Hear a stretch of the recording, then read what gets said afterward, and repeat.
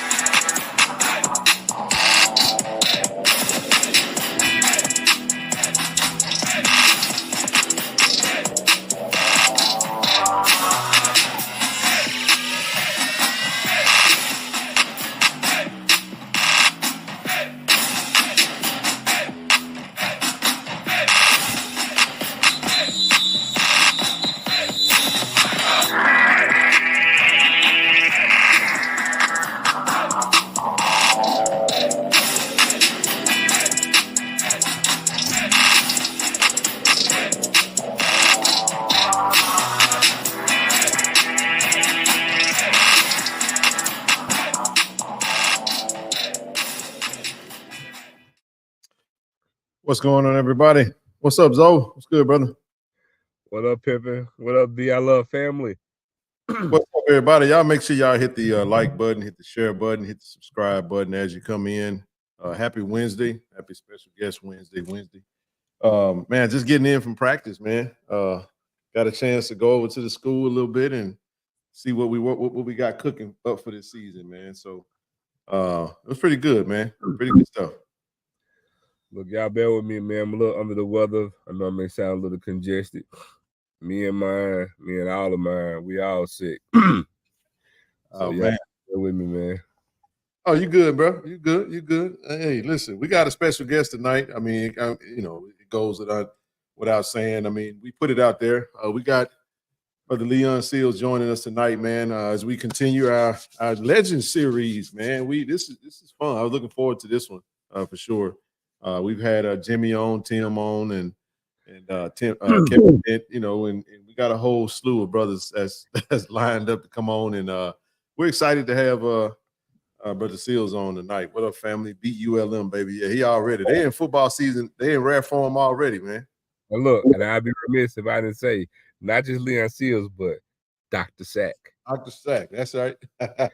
Listen, I tell you what, man, we got a few preliminaries we're gonna touch real quick before we get ready to bring our guest up. We'll bring him on in the next 7 minutes, 9:15. Couple photos. This yours, man? You got these, bro? He sent these over to me today, man. I said, hey, I'm talking about old school, man. This is good stuff, man. I'm excited to get a chance to talk to Brother Seals. Hey, but listen, y'all. So Vaughn called us yesterday from the ticket office. Somebody called, they were mad, they were fussing. Because they said, y'all got the tickets going off sale July 31st. And why y'all cutting them off so soon? And she said, I ain't gonna say what she said, but listen, today is the last day to buy season tickets. So if you're watching the show, if you know somebody that don't have their season tickets yet, hit them up. You know, going to midnight. Hey, if you want to give somebody, it's a good gift. It is.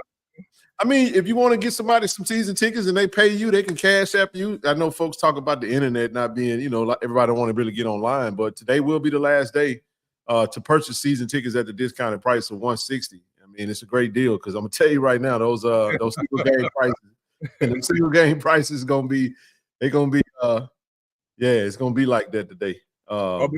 Because we might as well go ahead and let the cat the bag, at least one of them, that this will be the first time ever Jackson State is going to designate between marquee game and non-marquee game. Yeah, it is. It is. We got 3 marquee games this year: FAMU, Southern, and homecoming. But I broke it down to the dollar amount. So starting August 5th, and we'll put that up there. Starting August 5th, you can buy single game tickets. Advanced tickets. So listen, the price, if you purchase them on the day of the game, it will be a little bit more than what you'll be paying starting on August the 5th. But to avoid all of this, hopefully they had a long line, and hopefully we hit the 6,000 mark. We didn't get to our 10,000 season ticket goal that the school wanted to hit. But they pushed. They did a great job this year, really trying to push season tickets. I think it's very difficult. I think sometimes just trying to get our fans to change their shopping habits, and it is what it is, But all the school can do is what the school can do, and that is do the best they can to put the information out there so folks can go get their tickets, man. But today is the last day, man. It's the last day to get season tickets. Go to gojsutigers.com/tickets and grab them online. And after midnight, it's going to be shut off and it won't be returned. Now, they will be able to put together an advanced season ticket price, but guess what? Starting tomorrow, you're going to be paid. It said that the website will not let you buy one ticket. You must buy 2 in order to be able to check out. Buy 2 sets. Somebody needs some tickets. You can make it work. But I'll say this, though, starting after tomorrow, you won't have that option anymore, and then you'll be able to purchase single game tickets on August the 5th. So thoughts on this before we move on? What's going on, bro? What's up, TD? I mean, gentlemen, how y'all doing? Good to see you. Got a good thought on it. I mean, look, let me just go ahead, just so you know. When you're buying an advanced ticket, the days of just coming in to buy one single ticket in advance is over and it's never coming back. And the advanced tickets are significantly much more than what the season ticket would be from an individual standpoint. So, I mean, honestly, if you plan on going to 3 games, you just shot yourself in the foot. And this kind of goes to the people who, say we're trying to count people money. And that's, again, we're working to your advantage. It's to your financial benefit to buy season tickets. Yeah. It's more advantageous for you to buy season tickets. Why do it to yourself to be stubborn? So again, if you're going to 3 home games, because I'm telling you, this is advanced tickets. Advanced tickets are more than season tickets. Well, game day is even worse. And we haven't got to the point of a marquee game or a non-marquee game. And for all of you who just want to focus on homecoming, let me go ahead and let the cat the bag. Homecoming will here and henceforth forevermore will be a marquee game. Well, I was going to say this real quick. Marquee games, I want to say 55, 55, 55. So you're looking at 110 plus 55 is 165. So you literally, for the 3 marquee games, even if you purchase them on game day, you're about season tickets. All season tickets. And that's 2 games free. Yeah, you get 2 games free. That's probably how they need to sell it. You pay for 3, you get 2 free. That's how they got to sell it. I bet you. I'm trying to tell you, man. It's just, I mean, hey. Hey, thoughts real quick, TD, before we move on to our guest. Yeah, I got my season tickets. Hey, good enough. Good enough. You got your damn ticket. Yeah, man, I got a few sets actually.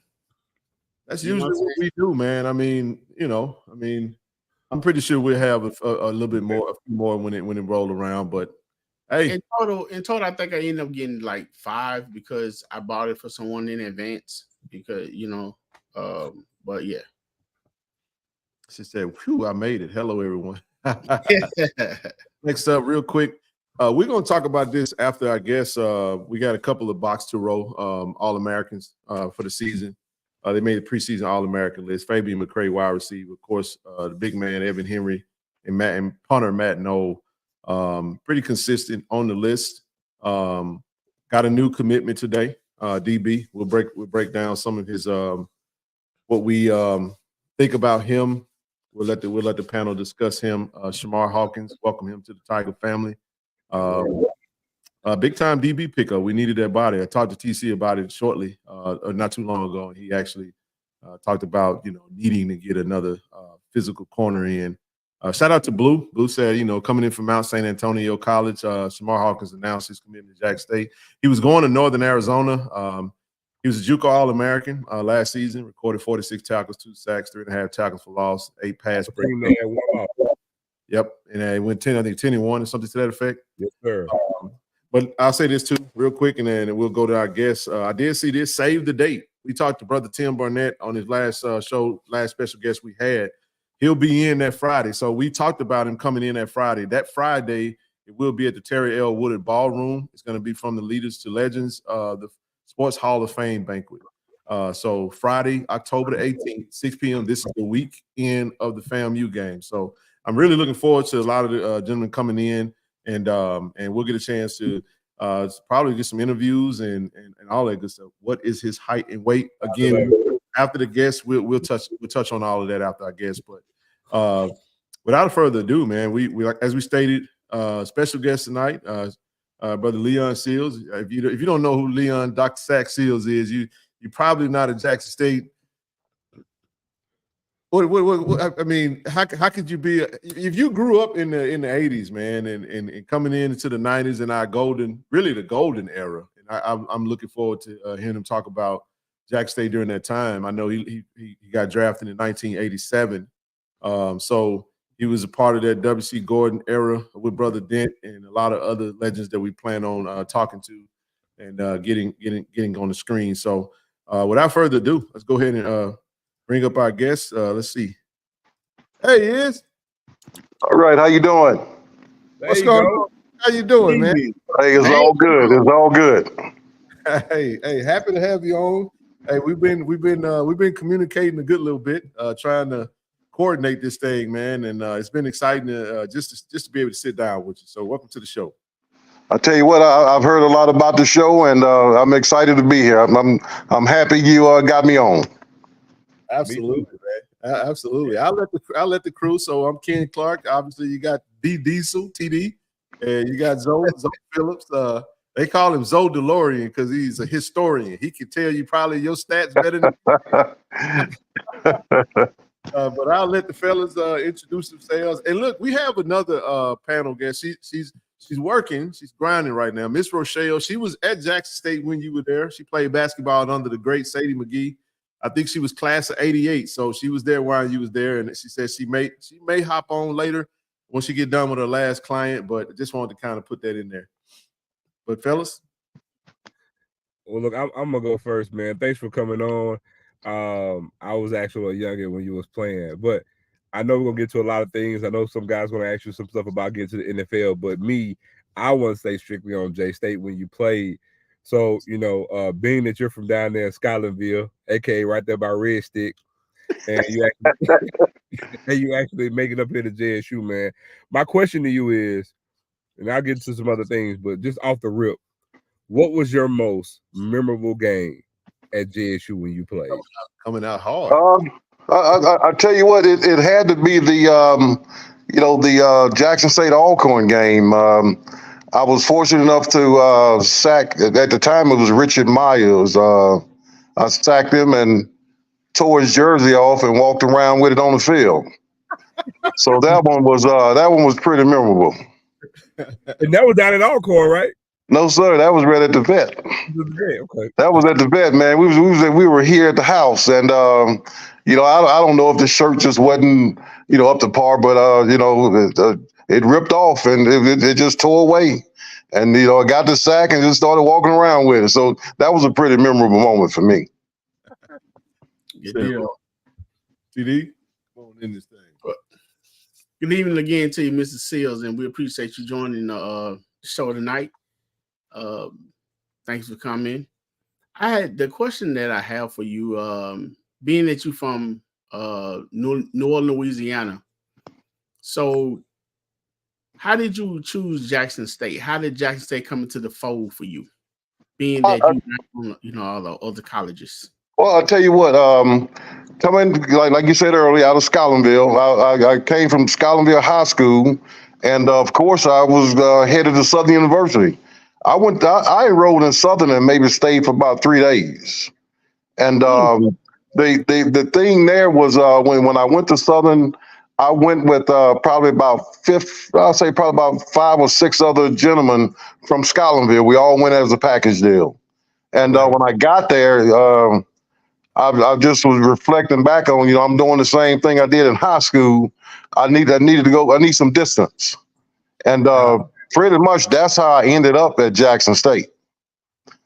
Making that phone call and saying, "Hey, is that scholarship still available?"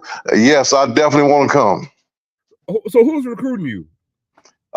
Houston Markham and at the time, Coach Carson and Robert Hughes. Wow.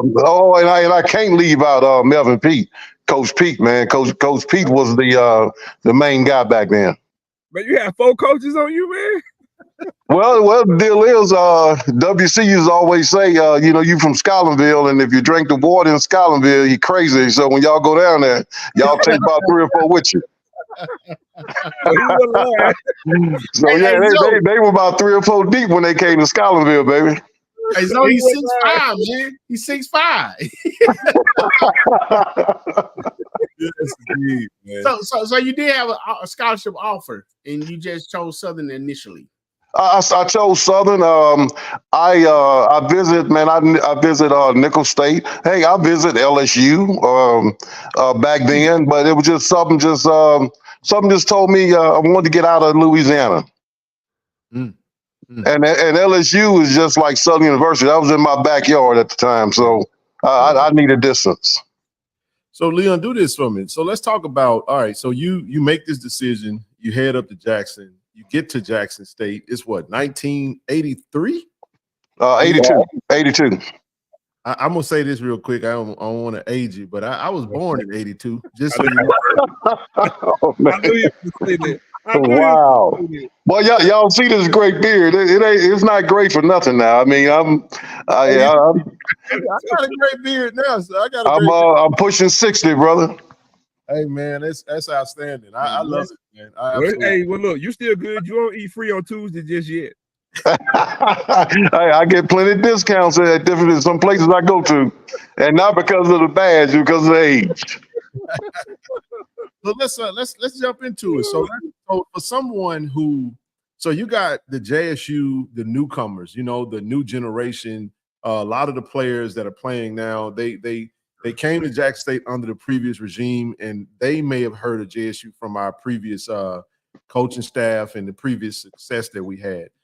Paint a picture for them, though. You go into Jackson State in the 80s, the sweet spot, like right when we're getting ready to start this big time winning streak and winning off all these championships. But paint a picture for us, kind of what that experience was like when you made it to Jackson and campus life and just getting to the school and getting started. You know, campus life was strictly, you know, when it came to football, it was strictly a brotherhood. That was upperclassmen. You know, me being a freshman, that was upperclassmen that took you under the wing. They showed you the ropes, and nobody led anybody the opposite way. We were more together. And not saying that just to say it, but we had a serious team, but we had a serious team because we had serious coaches. We had coaches that when they came to check, and I'm not saying coaches don't do this today, but we had coaches when they came and check your room for curfew, they come in and sit down. Hey, let's talk. They go to the next room. I mean, they and I know they had their own families, but that coach may spend the 20, 30 minutes in your room at night just talking to you and, telling you how to be a man, how to be a gentleman. And Melvin Pete, W.C. Garden, Big Daddy, Robert Hughes, man, let me just tell you, those guys laid the foundation down, man. They the way they coach and the way they made you felt, you want to go out there and bust some heads. Wow. It's powerful, man. So I had another question, but I just want to ask something because I'm real big on, the area that you play and in context as to how things are now. So again, just to kind of give it context of what it was like when you was there. I was going to ask about the 86 defense your last year there, as opposed to, I always say the greatest defense in Jackson history was 1987. But again, I know you got in 86 too. But I want to highlight something because you got drafted in the 4th round, but then you talk about your freshman year to your last year there, and then we had Jimmy on, and we highlighted when Jimmy was there, they had 3 wide receivers in the room that got drafted. Speak to the talent just on the D-line alone when you got there, because basically when you got to Jackson State, players were getting drafted every year. So Oh yeah. Speak to the You got to realize you had Dietrich Wise at one end. You had the big nose tackle, Goss, and everybody else in the middle. Then you had linebackers, Calvin January, Liddell Wills, Jackie Walker on the other side. Yeah. You had DBs back there that Capers and all of them, Lovin and all those guys. I mean, we had a team full of it. And then I'm gonna tell you, and what made that transition pretty good going into the NFL. When you line up on back then, when you line up in a field, you talk about the defense. Big Daddy went to Chicago Bears training camp. Mm-hmm. All right, and he came back from the training camp. We started camp. And defenses met, and he walked up to the defense. He said, "Hey, we're gonna run this thing called a 46." And we all looked at him like he was crazy. Like, what are you talking about? 46 defense. And that's what your defensive end standing up. Even your nose tackle may stand up from time to time. We thought Big Dad had lost his mind, but man, he laid it.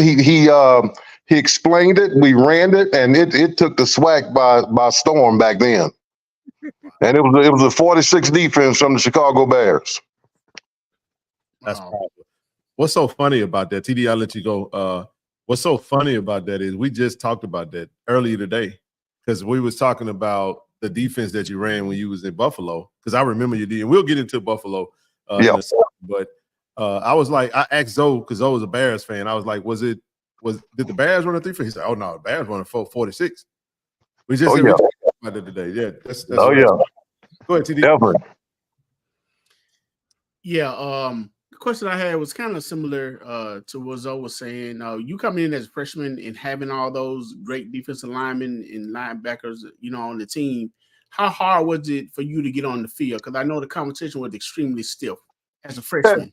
Yeah, you know what it was, Stephen, and I was redshirted, and I wasn't as strong, and Coach Pete and WC, they all say, "Hey, look, we can't teach you to be nasty. We can't teach you to go out there and bust heads, but we can teach you how to get stronger. All other stuff you have." So that whole year I was off, being redshirted, we hit the weight room. We was in the weight room almost every other day. And when the time came, you go out on the scout team, and before you know it, they pulling you, telling you, "Hey, don't go with the scout team, go with the other team."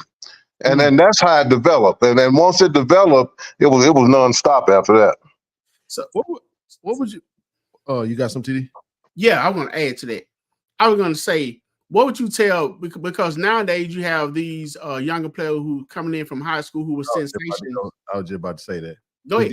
No, you got it. I'm good because you're saying what I wanted to ask. Go ahead. Right. Keep going. So you got these freshmen coming in that was sensation that feeling come, you know, they was big fish in little ponds. Now they coming in, you know what I'm saying, they're small fish in the ocean, and they still feel like they should have that mentality, they should come out and play. How, now that you say that you was red-shirted, what would you tell a young man that come in that, you know, to be red-shirted but still have the attitude and the mindset that I want to play, that I'm good enough? What would that extra year do for them? To be totally honest with you, I would tell them when you go to college and you go to that new team, you go to your college team, ask to be redshirted. Yep. Tell them you want to be redshirted. Yep. But again, you got a lot of kids that don't believe in redshirt.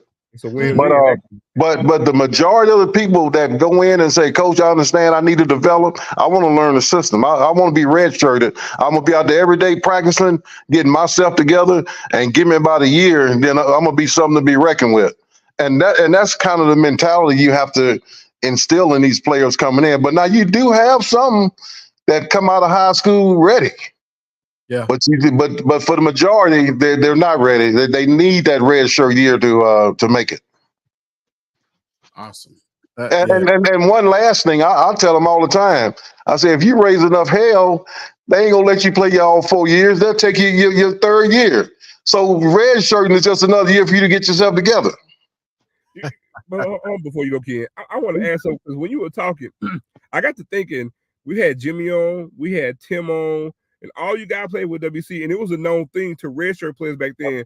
But the one thing that stood out to me when you was talking is it seems like back in your day, and even going into Jimmy into the 90s, it seemed like the players, no matter what school, when they came to college, there was a level of trust within the coaching staff. Exactly. And not just in the coaching staff. When you know, it starts with the coaching staff, and then from there it goes from player to player. I told you my roommate was Dietrich Wise. And when me and Dietrich Wise met each other for the first time, we looked at each other like we was gonna kill each other. You know, and we were roommates, but we became, and we still are to this day, the best of friends. And there's guys like that, and then guys like Frank Sutton and Chris Burkett. I forgot to even bring them up. But as guys like Dietrich playing on D-line, he would tell you, if in between plays, either meet me or beat me. And I'll tell him, say, I'm getting the next sack. And then we both will look at each other and go, I'll meet you back there. I mean, you have to pump each other up and get each other. And we would do that at practice. Big Daddy would make us go roll. He'd say, stop. Just go over there and just roll. Go do exercise. Go do something else. I mean, we were like that at practice. So practice going to a game, but I mean, that's just how we play. Well, you know, you should have told Dietrich Wise, you got the nickname Dr. Sack. He was the practitioner. You know, back then we used to call him the Bigfoot gangster. Hey, you know what's funny is that I've actually made contact with Dietrich. Dietrich and I, we supposed to have Dietrich on pretty soon. D was the Bigfoot gangster, and I was the outlaw on the other side. I mean, them just homegrown names. Oh my goodness! That's wow, man. So let's talk about when you guys start ringing off these championships. How was that? You know, just the mindset. Someone had a question in here, Brother Leon, that said, Brother Edwin. See, this is a Southern Jaguar from down in that area that you're from. He said, do you remember trying to intimidate the jukebox in 1987, maybe 3 hours before the game? Well, he was gone then. That was about. Yeah, 87. I was. You was Buffalo. I was in Buffalo in 87. Yeah, that's the year I was in Buffalo. Yeah, that left them behind. But I don't know. Ain't no telling, man. I mean, he may have his years mixed up. 86, I probably did it. I mean, I don't know.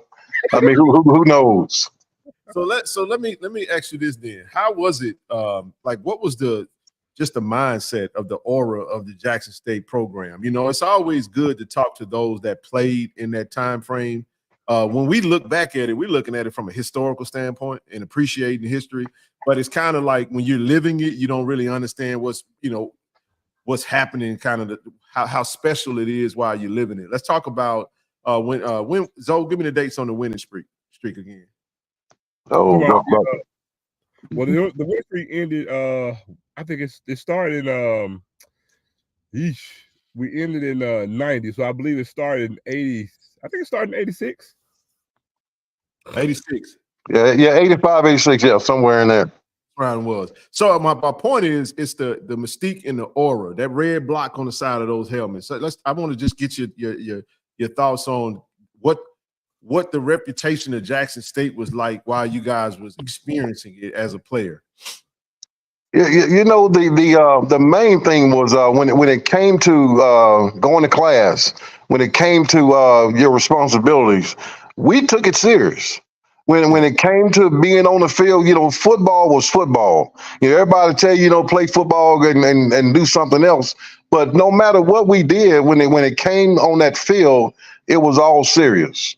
And it started from the coaches. And the thing about it, the coaches practice would be over. And you'll still look out there on the field and you still see the whole defense still standing out there. And then when you want to know why they were standing out there, because we were going over plays that we just did. We were asking each other, anybody have any questions? Anybody feel uncomfortable about making that move that Big Daddy just told you to do? And we would find ways to try to make it happen. But the main thing, guys, back then, you know, when I got drafted, everybody would ask me about the terminology in the NFL. Was it hard for you to catch on to the terminology? And I tell them, no. You know why? Because we use the same terminology as Jackson State back then. Because our coaches back then would go to NFL camps. And when they get the terminology, they bring it back to us. So when we got to the NFL, we were NFL ready. Oh, man. That's awesome. That's awesome. That's dope. Go ahead, TD.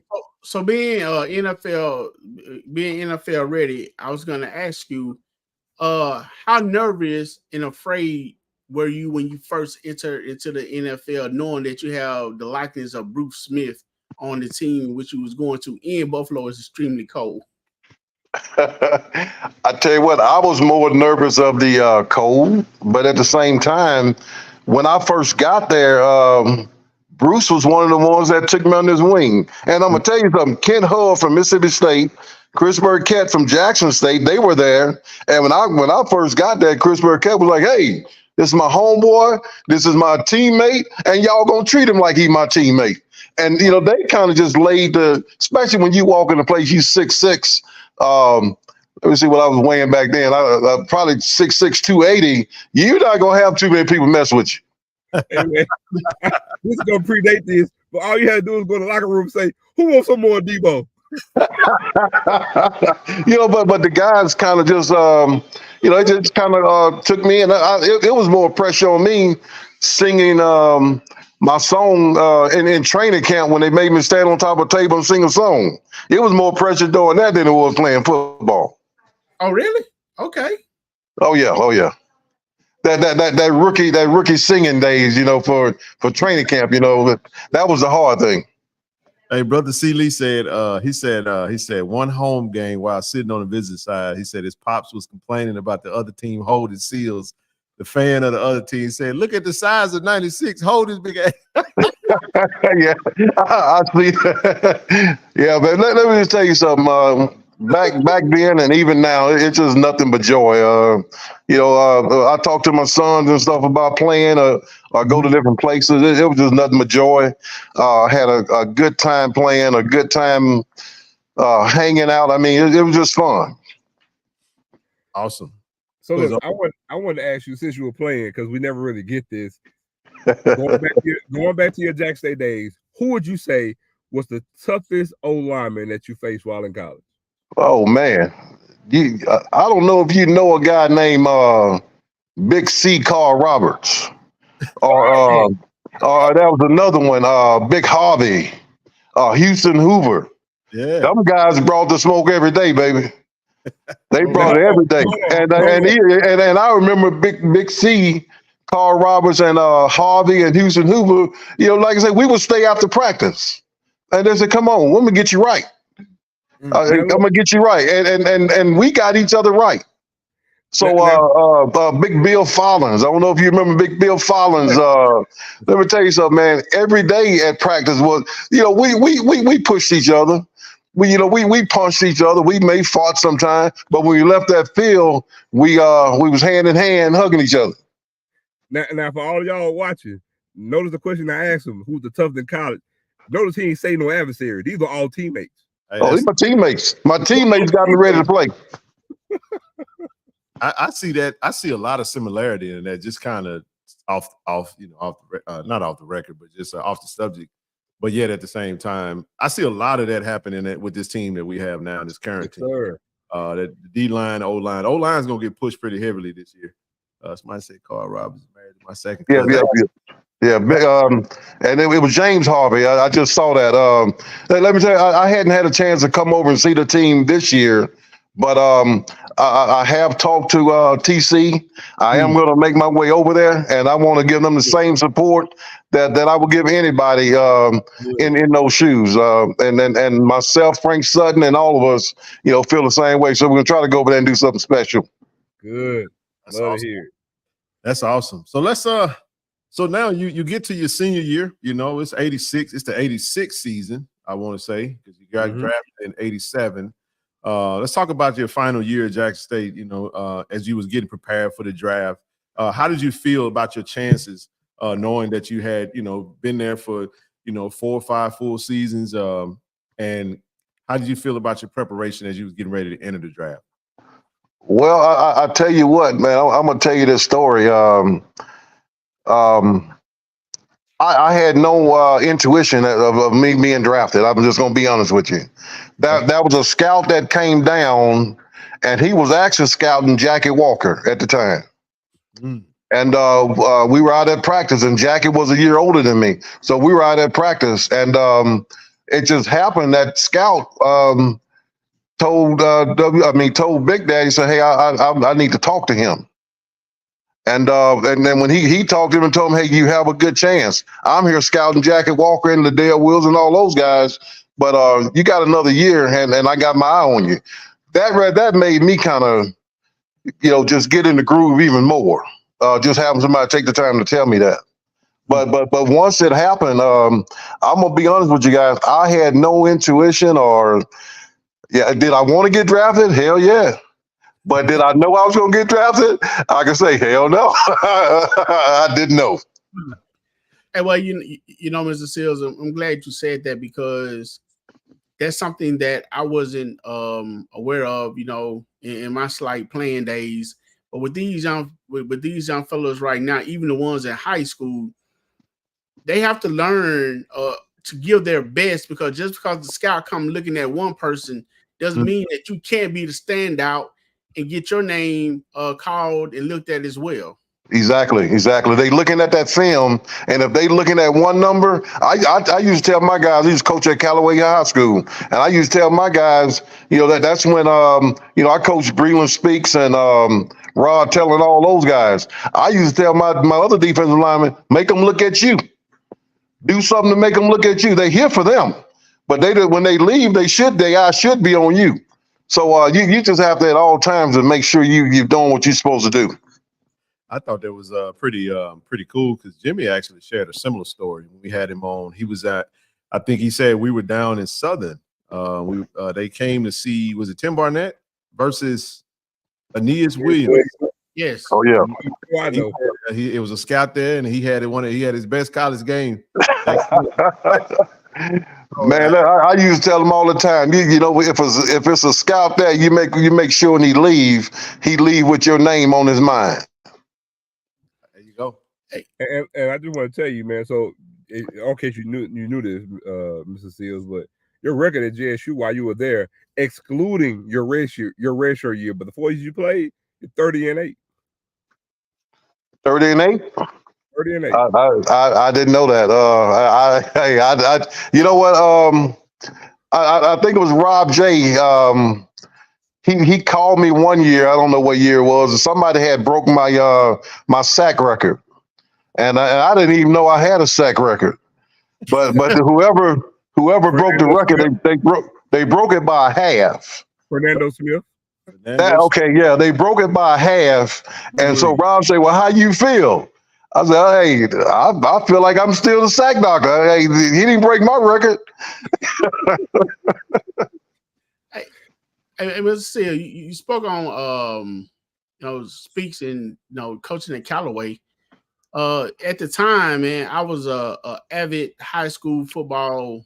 Every Friday night, I was at somebody's football game. So I visit, and then I knew a young man that played offensive line at the time named Malcolm Jor. Okay. Sure. Yeah. Yes. And so I was watching, I used to go to the game and I was watching Brilliant Speaks and the other guy just spoke on, and that was a really good team. Matter of fact, I thought that team should have went farther than what he did. However, Right. the running back that I absolutely, I just really like to see him run. And his name was, I think his last name was Ragsdale, if I'm not mistaken. 33, 30, something like that, or He was 30. Man, that young man, he could carry that ball, man. And y'all had I know he did. I can visualize him right now. I can see him. Every now and then I'll bump into one of those guys somewhere out when I'm out in the Jackson area. But that young man, I hadn't seen him in a while. Yes, sir. Yes, sir. So now you get drafted and you're off to Buffalo now. So let's talk about your rookie season. You're going into so at this time that you're going to Buffalo is around the time, I want to say, when did Buffalo lose them 4 straight Super Bowls? How many Super Bowls did you get? I played in 2 Super Bowls back to back. New York Giants and the Washington Redskins, and I'm still looking for a win. But during that time that they went 4 straight. After the second Super Bowl, I was traded to Philadelphia Eagles after that. Mm-hmm. But if I knew they was going to go to 2 more Super Bowls, I would have stayed. I was the adjustment from college to. I know you spoke about terminology, but let's talk about now. You're leaving college where you've been a part of this great program your entire year. There was no transfer portal then. You came in as a red shirt. You stayed out all 4 years, and you get drafted from that school. Talk about the transition and some of the challenges that you faced as a young man entering into the NFL first season. The first year, you just kind of pay attention to what's going on. You try to pick out some of the good guys and kind of watch their habits, kind of watch what they're doing, and just kind of blend in with them. Because I knew nothing about Buffalo. I didn't know nothing about the team. Didn't even know where Buffalo was at the time. But I just remember just being real detailed into just watching everything, learning everything, learning where to go eat, learning who to hang out with, who to talk to, and guys that would give you straight good information. So your first year there is a year of learning. So I wanted to, we kind of jumped to the NFL, but I did want to ask you, I knew we were going to segue into it, but I wanted to ask you, get into the NFL. I know you spoke to the terminology earlier, but being at Jack State under Coach Gordon, do you feel that your whole time there, did you feel that everything that they did in your 4 years at JSU, that they had you prepared, for the NFL? I would say they had me prepared. Because a lot of what we did was what they went to different camps and came back with. Like the coaching staff, and I know some coaches do this today too. But every summer or every off season, either 2 or 3 coaches would go to an NFL team training camp, and when they come back, they bring that knowledge back with them. So I think everything we did, from the jumping jacks to the running, the in shape, everything was mimicked after a pro atmosphere that a coach had a vision for on that team. Okay. Hey, Coach, on that Buffalo team, which I was, I watched. I went from every Super Bowl. Matter of fact, I lost I was in the 9th grade, man. I lost like $9 on that game, man. It was and the bad part about it, man, the guy I bet it, he and his cousin had planned to jump me if I didn't pay. So I was like, okay. So I wanted to ask you, who really stood out to you on that team? Because, man, that team was loaded from Don Beebe to Bruce Smith to Darryl Talley You know, Oh yeah. Andre Reed, and you definitely can't forget about Jim Kelly and Thurman Thomas. Yeah, Right. Hey, the way you can sum it up is the Pro Bowl. I think we had 12 guys that went to the Pro Bowl Wow. at one time, wow. and that sums it up right there. And I think that was like 2 years or 3 years in a row. And that's when the Pro Bowl was taken seriously too. I was such Oh a big, yeah, that's when you actually played a game when you went to the Pro Bowl. Yeah. Oh yeah. I was a really big Darryl Talley fan, man. I just thought he was. Y'all had the biggest defense ever. Like with With the Spider-Man tights on again. Yeah. Let me tell you this. My wife and I just got back from Buffalo. I want to say about 2 months ago, and we hung out with Darryl. And it was almost we still playing the game. He like, hey Sack, what's going on, Sack? You got to go do this, Sack. I was like, well, wait a minute, Darryl, hold up, stop. We not playing the game. I mean, we just kind of hanging out right now. I mean, he still has that that mentality, like, hey, like he playing a game tomorrow. And then I'm on the opposite end. I'm not playing the game tomorrow. I'm relaxing. Hey, Coach, I hope he's not watching, but I'm gonna ask you this. How did you guys feel, and how do you think Thurman Thomas cope, even to this day, with those with those fumbles that he had in pivotal moments? Well, let me tell you something. Back then we all, I want to say what made us kind of successful was we would have a meetings, and we would have a defensive meeting and we would have an offensive meeting together. And in the defense, we would always say, whatever happens on that other side of that field, you're not on that side. You can't do nothing that they can do. So you just take care of what you have to do. I'm gonna be honest with you. I don't even remember the fumble thing because now if it was something on defense, I could tell you. But we were so razor edge sharp on defense. I could tell you everything on defense that went wrong because I was in a position to correct it. But on offense, the only thing you do, you walk with them guys and hey guys, y'all keep your head up, keep going. But I can't tell you, even if Jim Kelly threw an interception, I can't tell you who he threw it to because I wasn't paying attention to it. Wow. Yeah, they locked in, man, over there on that sideline. And I can tell you, even when Scott Norwood missed that field goal in the Super Bowl game, man, we hugged Scott like he had made it because hey, I can't go out there and kick a field goal. So everybody was in their own zone.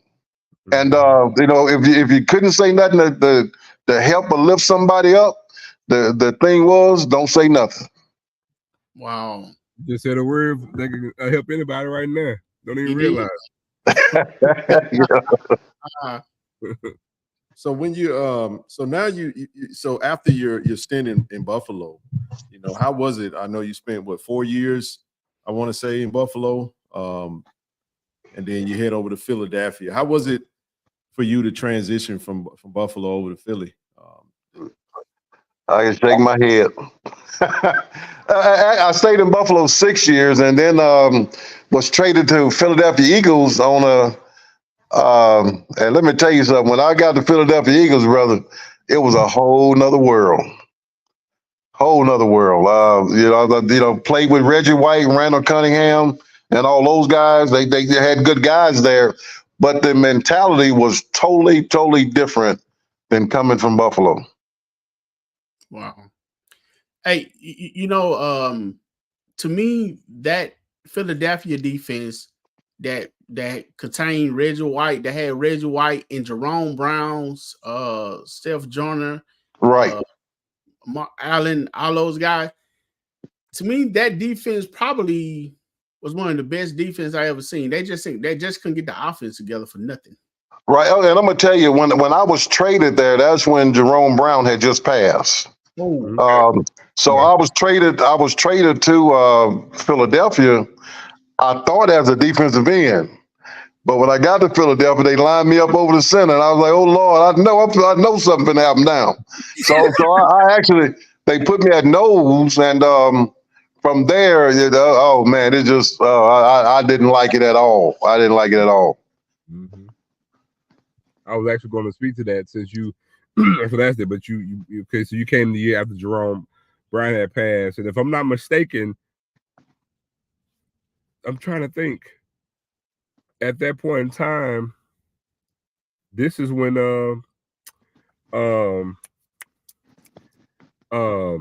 defensive coordinator for the name escapes me, Buddy Ryan. Buddy Ryan, yeah. Right, yeah. I think Buddy came the year after. I played under Rich Kotite. Okay. And I think Buddy came. I think Buddy came a little bit later, or he left the year before I got there, or something like that. Okay. Go ahead, Ken. I forgot what I had. You got it. It was something you just threw my whole thought. Oh no, that's what it was. It was a question. So Trent wanted to know. I was looking at his question. He said, as successful as we were in the 80s, we were unsuccessful in the 1AA playoffs. He said, can you say why you feel we missed out on the playoff success when you were playing? You know what? And that's a good question because every year we went to the playoffs, and every year we just didn't get over that hump. That is a good question. I remember one year we played a team called the Bears, and then it was so cold you couldn't feel your legs. And you know that was probably the first time I had ever been in. Not to make excuses, but it was other things out there. I mean, I don't know why we didn't get it together to excel over those teams. But every year we went, and I know we went 3 times, and we was 0-3. Wow, Montana was one of them. I know. So went to that game. I tell you what, I remember the one called the Bears because I know how cold it was there. I was Southwest Missouri State. We didn't go to Montana to '89. Okay, wait. I got to go back and look at the thing. Yeah, Missouri. But we got hosed against Tennessee State. That was the first time we had a playoff game at home against Tennessee State. We got hosed that game. What happened? Well, one of them games I know I got it. My senior year, I got ejected out of one of those games. Oh my goodness, what happened? I got ejected about I want to say probably about 2 minutes left in the fourth quarter. So I don't know what happened. The names have been changed to protect the innocents. I didn't expect to get an answer either. So,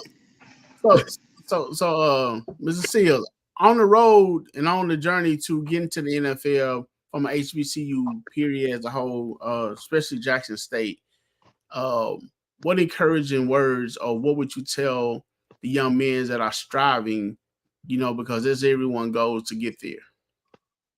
I tell you what, the number one thing I want to tell them is keep working. Don't stop.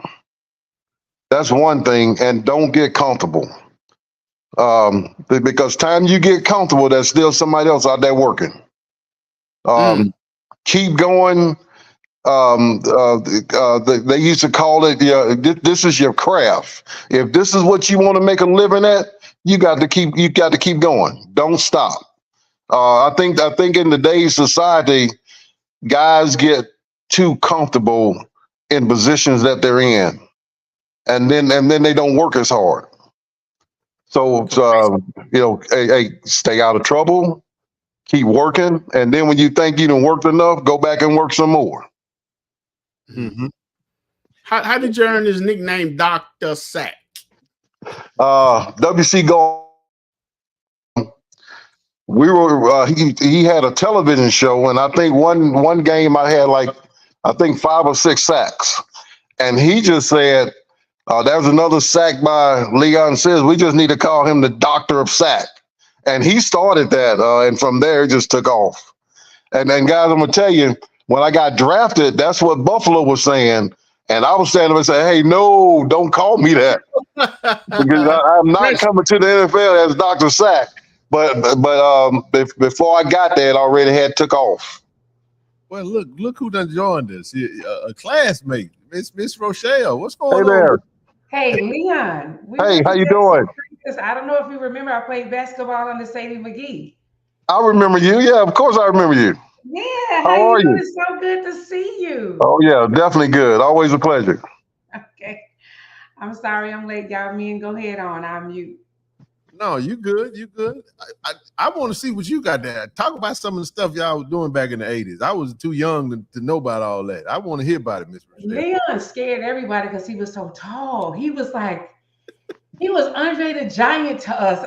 Leon, but he was so nice, but Leon was huge, and he was like just like this out of body experience. And he sacked him hard, and he sacked him heavy.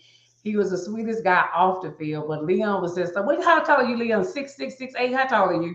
About 6'6". Yep. So back then he was just like he was the everyone knew Leon on campus, but he was just like he was the one that did what he did, and he did not stutter. And boy, when he sacked you hard. So it's just good to see when you got drafted, Leon. I could have sworn I was your family. I was in here screaming so hard. I was like, "That's my bro, that's my teammate." So Oh it's yeah. just so good to see. It was. I was like I had told Ken. I said, I hope I can come on. I just got off work because I was like, I haven't seen you in forever, but it's just so good to see you. Hey, it's good to see you, and it's good to be on the show. It's good to see these guys. I've heard so much about the show, and I'm just glad I finally got a chance to get on it and talk on it. I tell you what, I'm gonna get you a blue flannel shirt for Halloween. Hey, give me one, man. Give me one. I definitely will wear it. Devo. Debo. I got it. So Mr. Yeah, I want to ask you, how important do you think it is for guys like yourself, former alumni, former successful football players who made it to the league, and not only that, someone who just with a strong word, to still have a strong presence around Jackson State campus, not only for the football team but also for the other sports there, being that you guys have made it to the pinnacle of football. Well, I tell you, now I'm gonna be totally honest with you. My wife and I, we go to a lot of basketball games, football games. I kind of go sometime. I would love to see a better relationship with former players, and that's just something I would love for the university to do. I know of some other places what universities are doing because they've called me about it. We ain't gonna get into that, but I would just like to see more reaching out, and if more reaching out is done, the return on it would be humongous. Because when we have meetings, the guys and I, we always talk and we always say, "Hey, have anybody contacted you from Jackson State, from here?" And the answer is no. They haven't. But again, I attributed that to um, people being in places that don't know the history. That's correct. And that's all that is. I had a guy, and I tell you his name, Earl Sanders. Earl Sanders told me one time because I was venting to him about something that I was pissed off about, and he said, "Man, you're not mad at the school. You mad at the person who represents the school that don't know what the school is about." That's right. Wow. So that's what that is. But I would love for them being Jackson State to have a better connection with former players. And that's something I said I was going to try to work on, but and it's still in my future to do. You know what? I'm glad you said that, because I was talking to Brother Dent, and I felt like Kevin was gonna be the catalyst. He Kevin not gonna take no credit for nothing. He won't even allow me to give him any praise or whatever. I think what we're doing with this is so important. It's so special because I said the same thing, Leon. I was like, well, really, it's not the school. The school is just a building. It's a business, but it comes down to the leadership and those that are in those places. And we went through some tumultuous years, man, of just kind of. I ain't gonna go into everything. Y'all know what our history has been over the last decade. Right. From a football standpoint, we elevated on our previous coach, and we're looking to carry on that success again. Exactly.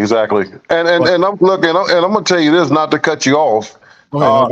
I remember a time when you would walk into the football office, and that was pictures of everybody from A to Z, all the way down the hall. Wow. And So- all of a sudden, those pictures have disappeared. And I know what happened to them. We ain't gonna get it. We ain't gonna get involved in that. But the thing is, I would love to connect with somebody or a group that would say, "Hey, let's try to bring let's be this outreach that these these former players will feel comfortable coming back." And then I love to talk to y'all offline about some stuff that some other schools are doing. So I want to say welcome to the group that's going to be I the bet you're looking at them. All right. Yeah. Yeah. And you know what? One second. I'm gonna say this and I'll let you go, TD. Mhm. This is important. This is a true passion of mine, and I don't really bite my tongue when it comes to that. I literally just had a conversation today, actually, with a coach about someone reached out to me about the potential of seeing our greats in the weight room, on the walls, and all that type of stuff. I said, listen, it's a phenomenal opportunity. We won't let money stop us if that's what it is. It comes down to an idea, an accepted idea, a mission to make it happen. And I said that is a great way to connect with those players, because if you knew that you, along with some of your other players that went out, and not just football, I'm talking That's all, what I was gonna say too. you like all the basketball, Lindsey Hunter, there's so many greats. Exactly. Yeah. Sports. If we just flooded the weight room with those types of photos, and I'm just using one facility. Right. It will be a monumental thing, just like the Hall of Fame banquet that's coming up. I think that's going to be a great opportunity for some collaboration there. And I think the more we put it out into the atmosphere, the better to get. Go ahead, TD. Well, actually, kind of hit on what I was going to ask Ken. I was going to, ask Mr. Seals, what does reach out look like? What does special honors at games, honorary at a dinner? What does that look like when you say reach out? Well, a reach out is hey, just a phone call. That's where it starts. A phone call leads into a meeting. Meetings lead into getting together and making something bigger happen.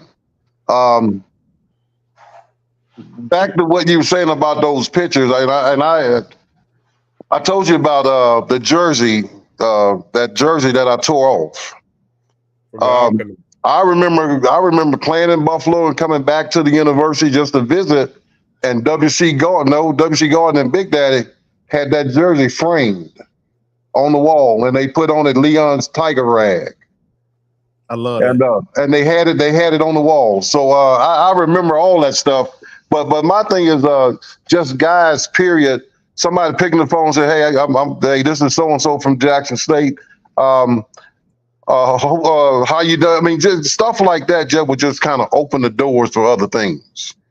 Hey, Coach Otto Green said, hey, what's up? He said your son played for him at Rush College. Yeah, definitely. Okay. Yeah. You're a troublemaker, brother. And also, can I say what Leon said? Earl Sanders played base. He was a pitcher at Jackson State. I was at Jackson State when Earl Sanders played as well. And so what Leon is saying is that I don't think we understand the missed opportunity, even not just to connect with them, but the resources they may have that we're not even going into, because we're not even reaching out to these former amazing, both female and male players, because they're no longer there. But these were awesome people. How is it that we have these amazing people that still want to be connected with the school? And I think this is a great opportunity to make a change. So Leon, I thank you for that, because as I was sitting here thinking is that you'd be amazed how you doing, or even for homecoming, like homecoming should be a grand thing for our ex-football players, to bring them back and honor them at halftime and let them know who they are, what they're doing. All this can be definitely done, and it will also boost the morale for our school. But you never know what connection these former guys have that they can bless us with, and we haven't even reached out to them to do that. So, I've always said, and I'm gonna tell you, it's other schools that are doing this. if the association would just say, hey, look, I want to give each player one ticket to come to this home game. Do you know how many? If you give me one ticket, do you know how many tickets I'm gonna have to buy because I'm bringing my whole family with me? And then it's a win-win situation for everybody. And then you have colleges that are doing that. That I didn't attend. That'll call me and say, "Hey, we got a ticket for you at will call. Come to the game this weekend." And when I go, I'm taking my wife, I'm taking my son, daughter. Everybody's going. So it's a win-win situation for anybody in that position. And it helps with morale. You know what I'm saying? You're talking about having an air rapport. You know? Yes, definitely. Too often we have to start over at the university, and we shouldn't. Rochelle, you brought up a great point. The missed opportunity from a network standpoint. Every legend that has come on the show has been tied to a big network. Tim Barnett, been an ambassador for Kansas City. You just left Buffalo, still connected with Darryl Talley. I mean, he called Neil Smith on the phone when we had him on the show. Jimmy Smith, still connected with Jacksonville. And it's just, it pains me. And I don't mean, and I'm not sugarcoated. One of my favorite quarterbacks, it hit home. TD Marcus and I we went to Houston to donate $5,000 to the track program. Through the show, we was able to collect some funds through this show. So we donated, and staying at the hotel, we met one of the ex-wives of Graylin Pratt. Shout out to Keisha if she listened. Yeah. And I'm gonna just share two things. Number one, I talked to him, and he, as a young man who was coming up watching Jackson State football and remembering Graylin and Big Country, some of the players that really stuck out to me that meant a lot to me. Just seeing Darren Connor. Oh yeah, Darren Connor. Big Country, yeah. Oh yeah, and then two, just being disconnected. We went to the NFLPA Collegiate Bowl over in Pasadena to cover Isaiah Bolden, and I met Jackie Slater for the first time. Disconnected. It's like the cord has been cut. And I'm gonna say this again. I know Kevin might text me after it. I told Kevin, I said him going into the Black College Football Hall of Fame and us grabbing that info and really kind of like expanding on that. I said, you're gonna be the catalyst to the OGs, the real OGs of yesteryear. Exactly, yeah. Exactly. Back to the program. And I think that's important. Look, I just want to say this publicly because I don't want anybody at the university in administration to feel like we're overstepping our bounds or trying to do their job. No, this is what we do. We KC-1400 Media Group. And we're gonna do what we do. And sometimes those efforts get met with scoffing because people may feel like you're kind of overstepping your bounds and feel some type of way. I don't think that type of energy is necessary because it's all done out of love. And I think we all want to see see you guys back reconnected. It would be fantastic. We see Dr. Doom, Robert Brazil at a lot of the games, and it's always great and I'm meeting some guys I've only seen wear the jerseys and and to be able to meet you guys and build real relationships is important. And I think it'll go a long way. So everybody that has come on here has said that, and I think this is an opportunity for us to hear it and not let it fall on deaf ears. Let's put some action behind it and make those changes as necessary. And that goes to the National Alumni Association and all those that are out there that may be listening. So, well, I tell you what, whatever the movement is, count me in. I want to be part of it, and the legwork, the groundwork. Is what I do. Well, I'll tell you what. I said it once, and so since you're a former player and you got to the NFL, I have a mission that I'm trying to accomplish. I don't know if we're gonna do it this year, but I got a mission I'm trying to accomplish. So, we got 4 Hall of Famers. Yeah. Walter Sweetness, my favorite NFL player, is gone on to glory, but his brother, Eddie Payton, still associated with the university. However, we have 3 living Hall of Famers. I understand Lynn Barney is not doing too great health-wise right now, but Jack Slater's still in good health, and Dr. Doom is still in good health. And for the life of me, I never understood why we got at one point in time, we had 3 before Dr. Doom got on, but even now we have 4 and connections to 4 Hall of Famers. Not one time have they ever been at Jack State to a game together. And I think, to add to your point, of trying to get you reconnected, as well as Ken and I are working on it. It's our mission to reconnect the old with the new, because, and not to segue too much, I also feel like, and I said this before on record, that TC Taylor being the head coach, and him in particular being the head coach, this is going to be the closest thing to a W.C. Gordon type feel at Jackson State since Coach Gordon left. Exactly. Yeah. And I said that when we hired him. But I also want to say this. If you, whoever can hear me, or watch this, because I'm telling you, that's transformation. I almost feel like that's a great demarcation point, because if we can actually show that, being that we're the only school in Mississippi that has 4 Hall of Famers, we can actually show tangibly living Hall of Famers at this HBCU, and you got a photo, because again, there's a disconnect with Jack and Slater. You know what I'm saying? And so when we have that there, that's a tangible thing. And then from there, now you're talking about Kevin Dent. We're talking about you. We're talking about Jimmy Smith. Have all you guys there. Now you really got something to sell, because you got these 4 Hall of Famers, but then they're the only talented guys that were there. Like I said, I don't even know if you even realize it, but in '86, your last year, we literally had about 20 guys that got drafted that was there at that time. Oh yeah. So again, you have tons of players, and so if they're there now, as well as some Hall of Famers, that would do wonders in regards to like the rehabilitation of the former players, to segue into the new players with TC Taylor as the head coach. So I'm telling anybody that can assist in getting these Hall of Famers, and I'm talking about 4 gold jackets at the vet with all these other former players, I'm telling you, it will be a monumental thing. And I've been talking about this for the past 2 years. And it sounds good. Now I do know that Brazil, he does come to the games. Yep. Yes. Yeah, I know he's made some, but we got to talk about the rest of them, especially Jack and Slater. Yes, Jack is gonna be a tall order. Go ahead, TD. I know you want to jump in there, and I do want to say not just Zoe and I, but it's all of us are. Oh yeah. I mean, it's gonna take all of us to make it happen. But go ahead, TD. Yeah, I just want to say, man, I mean, just having this conversation alone is a start. You know what I'm saying? In order to make 2 steps, you have to make 1. And right now, with what this platform is doing, we're taking 3 or 4 steps. Definitely, we're interviewing the former Jackson State greats, that grace the field. So again, thank you for coming on the show. Also, Ken had a little slide up earlier. I know you was in the background watching. On the 18th, of October, Tim Barnett, along with he said on the screen he'll bring Neil Smith with it, because I'm a big Denver Bronco fan. I hope they bring souvenirs. Okay. Save the date. Okay, got you.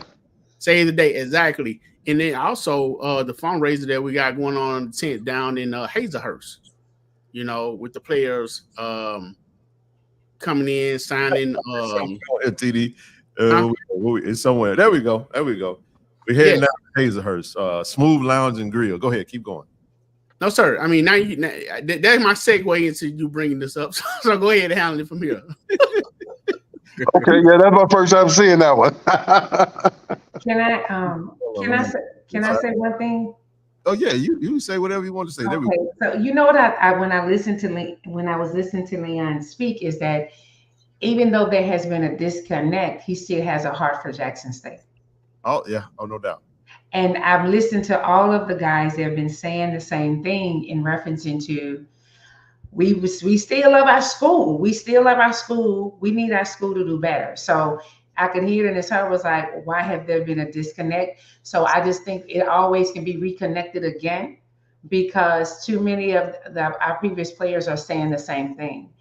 They didn't leave this. They didn't cut the card. And we have to, I think the biggest thing is the phone call and just let you know what, we dropped the ball and we want y'all to come back and be connected to us. I think that would do wonders for all of our ex-teammate players, for real. It will. I think it will. We have so Leon, and I've said this, we have a football fundraiser that we in partner in conjunction with Kevin Dent. It's going to be in Vicksburg, January the 11th.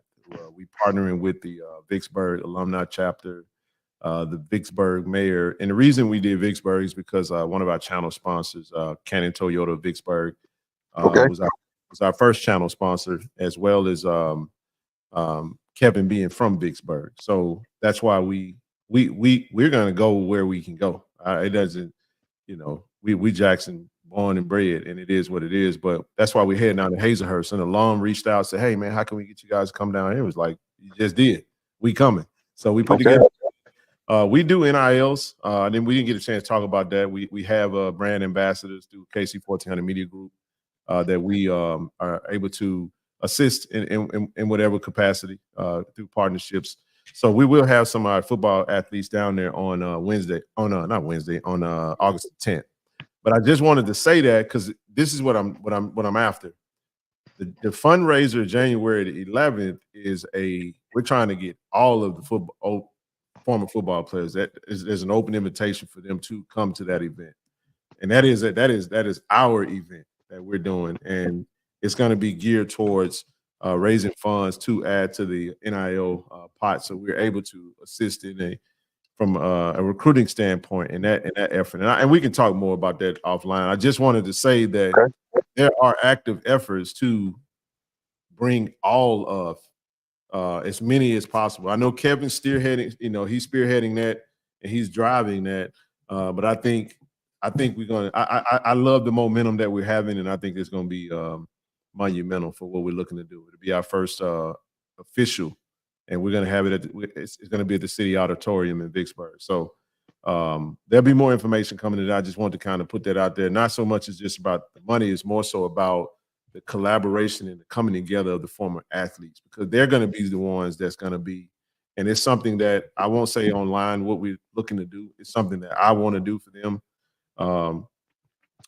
I got a lot of ideas because it's about, I've been in sales and marketing my whole professional career. I know how to do that. You know what I mean? I know how to make people feel good and appreciate their time and their presence. And that's just something that we have to get better at. And it's okay to say that we ain't done good. It's not an attack. Too often when we talk about this conversation, we have too many people that can make the changes feeling like we're coming at them. This ain't about you. You might have just got to Jackson 4 or 5 years ago. This is a decades-long disconnect. It has nothing to do with the current, but here's what the current administration can do.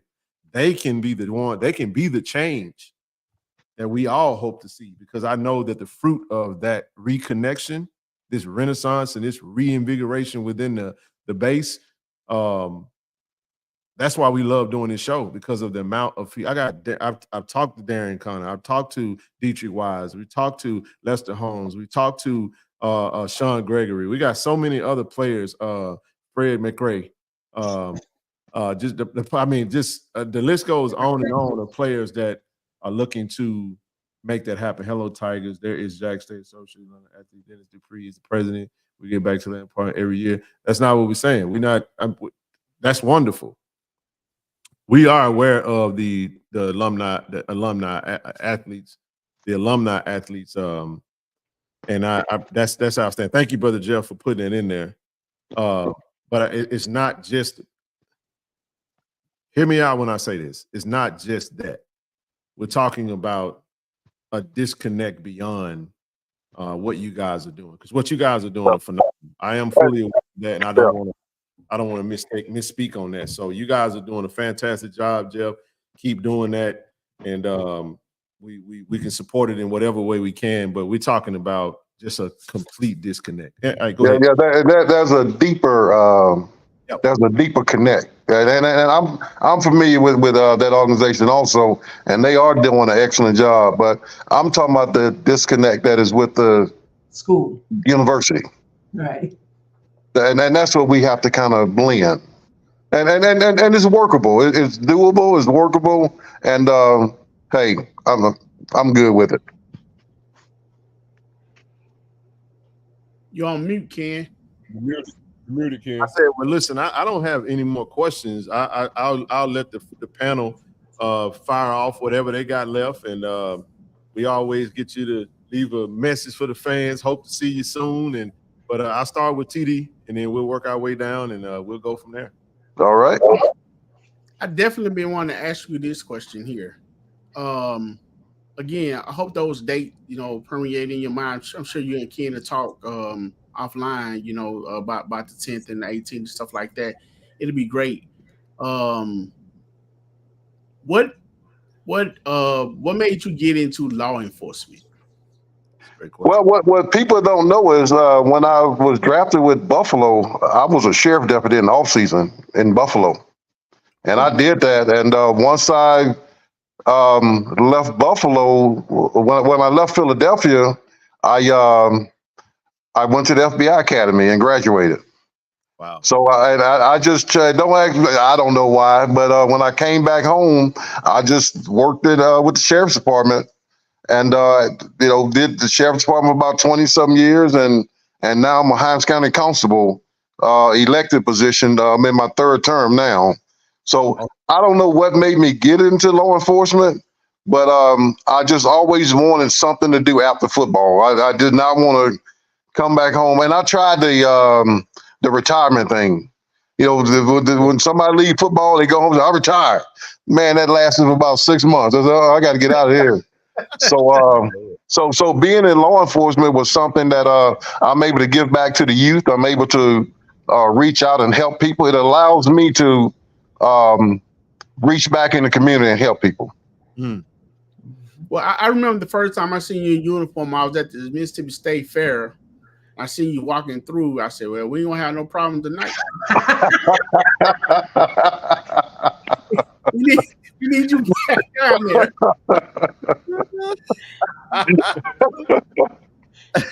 Hey, at your size, did you ever think about getting into something like wrestling, like WWE or anything like that?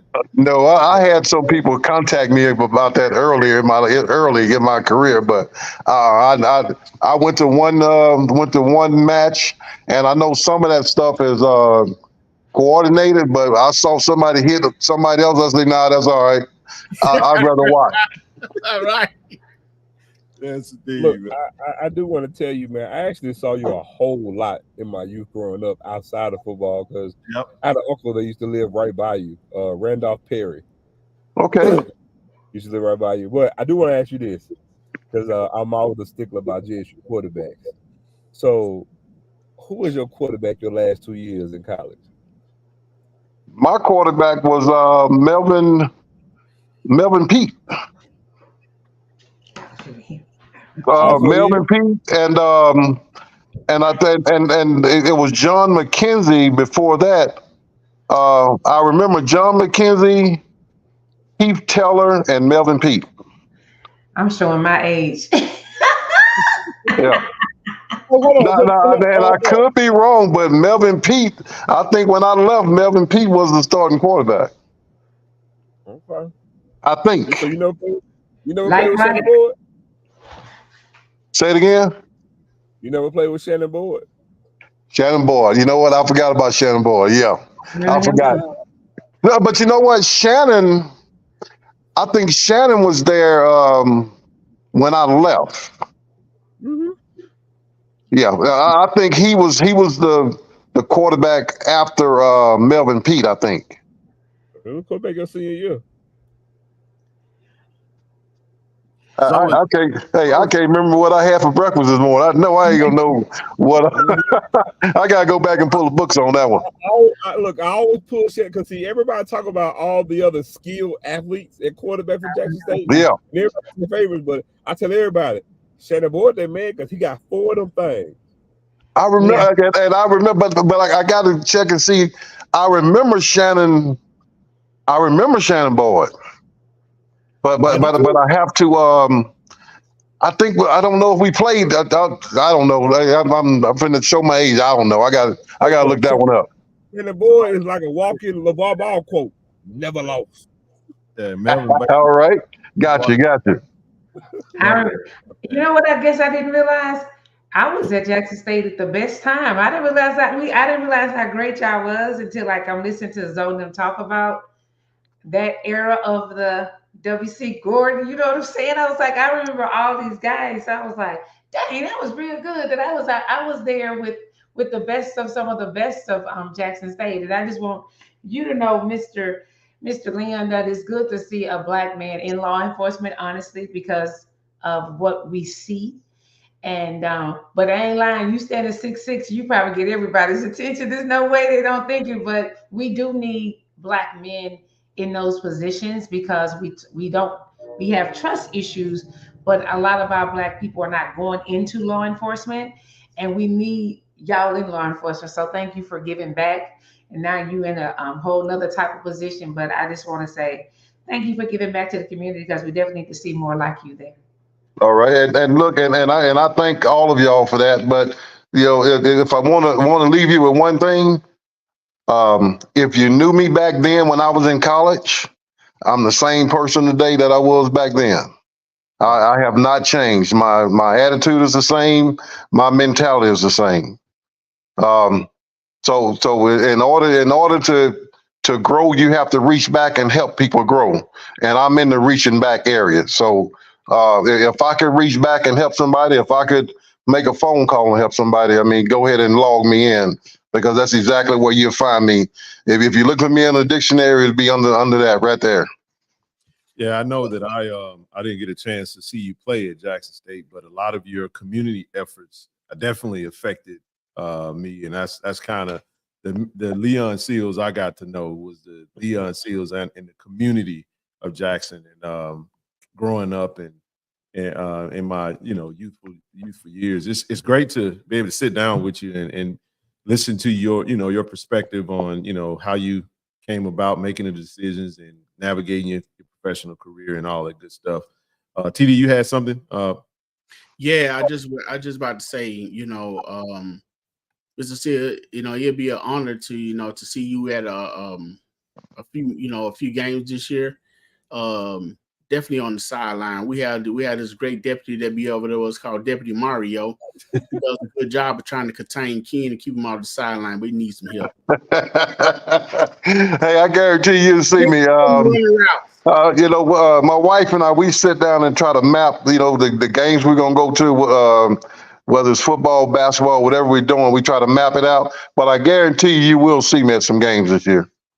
Yes, sir. That'll be an honor. Thank you.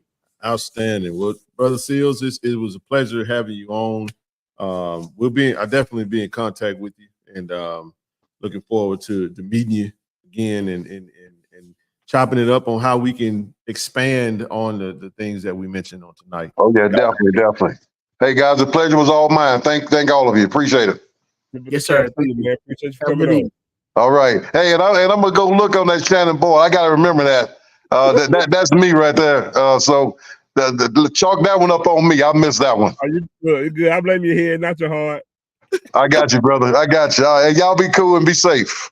Take it easy. All right. Okay. Man, that was a treat. It was. That was outstanding. Appreciate y'all, man. Make sure you guys hit the share button, like button, subscribe to the channel if you haven't already. We appreciate any channel donations, whether it's through the super chat or through the ticker at the bottom. What you got, sis? What you got? Oh, nothing. I'm just glad I was able to chat on. When I tell you the therapy is therapy, and I'm tired, I got to do some notes. But it was so good for me to see. I hadn't seen them forever, so I was just glad I was able to hop on. I miss y'all. I miss everybody. We miss you. It's good to see you.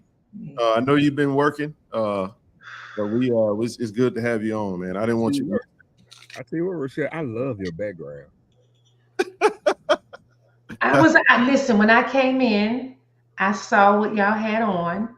I love it though. I love your background. It's and so I good. put it on with y'all. So be quiet. I know how to be professionalism when we doing professional things. Yeah. Your background is so JSU. I love it. Shut up. Hey, well, let's run through these. We got a few minutes before everybody get off. We'll run through these and get our thoughts on the slides, and then we'll call it a night, man. Let me say this, man. Friday, I know I talked about doing a recap. I don't know. We may not do a show Friday. I got my cousin's viewing is on Friday, and I know they're gonna have a funeral this weekend. I didn't know they were gonna do it as soon as they did, but we'll just see. I plan on being at practice all week, and if we do come on, it'll be brief. Might be late, but it'll be brief. Kind of give you guys a football recap and go from there. But for those that don't know, we do have a foundation. Man, all 12.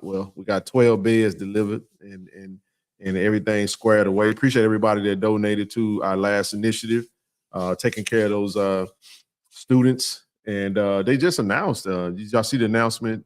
Jack Stadium be partnering with the courthouse and the Walthall Lofts to support some student housing.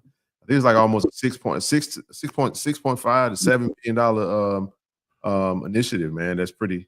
It's going to assist with some housing. I know we talked about it in the chat tonight, how housing has been an issue, and Senator Frazier told us that we purchasing it. We are getting the Marriott downtown. So I like to see plans moved in motion. You know what I'm saying? We need that. But for those that don't know, if you do want to donate to the Friends of KC-1400 nonprofit, you can go to Givelify and get a tax-deductible donation. Go ahead, Zoe. Listen, I just got a message. I got to say this. To any old head football player, if you're watching this or can hear this, reach out to me on any social media platform. I'm Zoe Phillips on IG. Zoe Phillips I'm on Facebook, Snapchat, Twitter. I'm Zoe Phillips on Twitter. DM me and contact me. And if one of you guys contact me, I'll give you my number and you can spread my number around to all the former players. But just got some info. We're gonna get some things in motion. But reach out to me on social media, contact me, DM me. Like I said, I'm Zoe Phillips. It's Z-O Phillips PHI was right there on the screen. Zoe Phillips. Hit me up on Facebook, Snapchat, Twitter, IG. DM me, and like I said, any of those who can't, I'll give you my number. But contact me, man. We're gonna get some things rolling for you guys for this upcoming season. I just got some info, so contact me. There it is. Don't take long. I'm lead contractor on the job. I saw the logo. Oh, that's what's up, Chuck. Hey, I like that, man. Congrats, bro. You got to come up and talk about it, brother. You got to come and can you give you guys Kenny? I can get you guys Kenny Bryan number 20 I got Kenny. I was talking to Kenny actually earlier. Kenny, so he asked a question. He wanted to know what's the criteria for the Hall of Fame at Jackson State. He said he got denied. He have a record for passes defended in a year, a SWAC record, JSU record, and a national record for block kicks in a game and a season. And he got 11 career INTs, and he made it to the league. But he's not a JSU Hall of Famer. So he wanted to understand a little bit more clarity on the criteria, because based off what he just mentioned, he definitely feels that he should be a JSU Hall of Famer. So I said I'll ask. I don't know what the criteria is, but don't hurt to ask. Shout out to our channel sponsor, Canada Toyota, Vicksburg. As well as Automasters. Make sure you guys reach out to them if you're in the market for a vehicle, a new, used, whatever you're looking for. Give them a shout. Next Monday, I'm gonna finalize with Dr. Ted. We're supposed to be getting Dr. Ted on Monday, so I'll follow up this week to make sure that we can get him on. We'll have him on Monday show. That'll be a special show for talking about some Black wealth, and we'll talk a little bit more about our partnership as well as the internships that we're looking to present this football season. I appreciate Brother Seals for coming on tonight. Don't forget tonight, I think that's it. Today was the last day for season tickets. Now you're going to have to purchase single game tickets. Those single game tickets will go on sale August the 5th. And you can, all your gripes, you can talk to Vaughn in the ticket office about that. They did a really good job of promoting season tickets. They went all out. We did videos, did everything, man. They had events and everything. Go ahead, bro. No, I just want to, you said that, that's why it just struck something to me. I want to echo what you're saying, but I want to add this, since you're mentioning this, Ken. Nothing can be said going forward ever again about what the school doesn't do in an attempt to do their job. I know a lot of times we're quick to say, oh, the school don't do this. Anything bad or we deem is bad, we can be out front, loud, and everything about they dropped the ball here and they don't do this and they ain't think about doing this. Man, look, for the past 3 seasons that we know for sure, they have gone above and beyond to get you all to get these season tickets, man. They've done a damn good job. I want to salute Hakeem, Vaughn, everybody at the stadium at the ticket office. They have done the work, man. We had every week, man, we got program and stuff. Even last season with the Tiger Ticket Elite. You know what I'm saying? We have not just we, but they have answered the bell. They've answered the call. They put the work in. And look, I just want to tip my hat to Vaughn, Hakeem, and everybody up there, man. Kudos to y'all.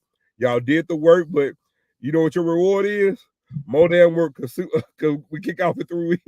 So, you know but man, kudos to y'all, man. So to your point, Ken, we cannot go. We can no longer say what they don't do, how they drop the ball, because them women and Hakeem, they did the work, bro. I just want to give kudos to y'all. I mean, if you go back a couple seasons, Terrence Jones, I know he's gone. I mean, they've been doing their thing, man. Shout out to the whole administrative staff. Again, you can't make people do what they want to do with their money. If they choose to spend more money, who am I to tell them not to? If you want to purchase tickets on game day, then you purchase tickets on game day. We'll see you inside the vet. It's just that simple. But we just, you know, if you don't want to save no money, then I ain't gonna be mad at you, you know. I definitely like that. I definitely like to echo what Joe said. You know, shout out to Vaughn and Hakeem and the rest of the ladies. No disrespect for the work that y'all put in this year for trying to get the word out about the tickets. So great job. And don't look at it as a failure or goal. I mean, just look at it. Hey, it's another step that we get. That we're climbing. Absolutely. Major Bully said alumni volunteer move-in day is August the 10th, be the same day that we'll be have our event. Shout out again to Evan, Matt Knoll, and Fabian McCray. They all three got announced to the Box to Row preseason All-American list. So thoughts on them before we move on? I know we didn't. We briefly touched on it. Kudos to them, man. Well deserved. I meant to send it to you after you got it. The HBCU game day top 10. You did. I don't know if you text. Let me see if you texted to me.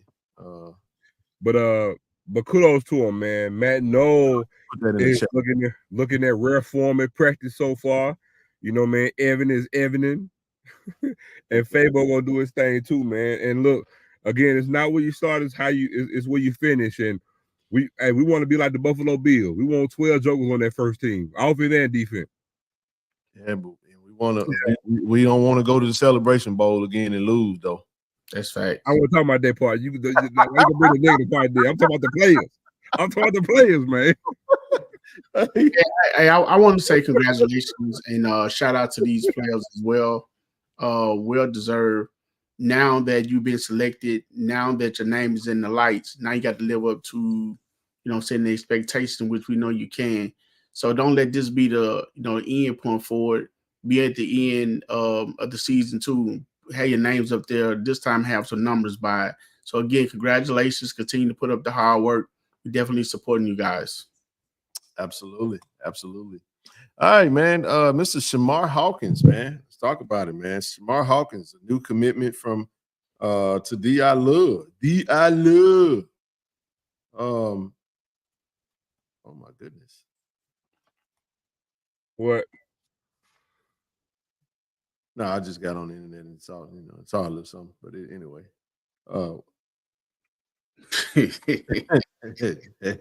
Hey.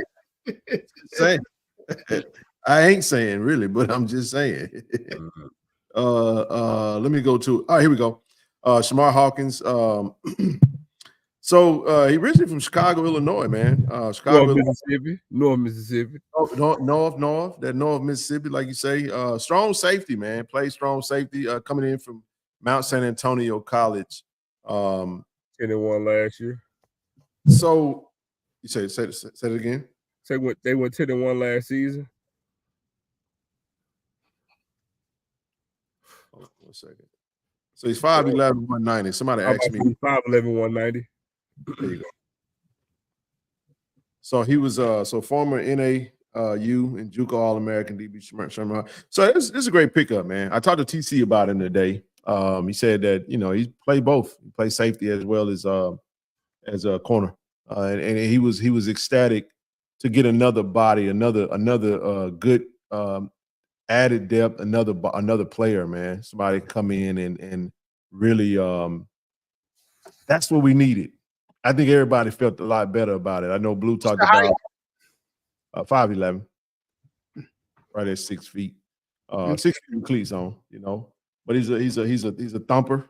I mean, he's a baller, bro. He's a football player. You know what I mean? And I like what I saw. Northern Arizona is actually had a pretty good program as of late. But I'll say this: we are getting a lot of commits. We're getting the pieces that's needed. It was the depth in the DB room.